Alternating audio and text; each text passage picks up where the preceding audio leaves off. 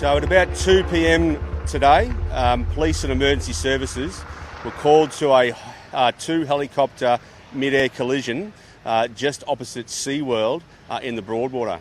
Those two aircraft, when collided, have crashed, landed on the sandbank just out from SeaWorld Resort. As a result of that, 4 people have lost their lives today, and we have 3 others critical in hospital. On initial inquiries, it would appear that one has been taking off and one has been landing. At this stage, it's my understanding that with the 7 people that are injured are from just one helicopter, and all the others are still injured, but obviously further inquiries are being conducted.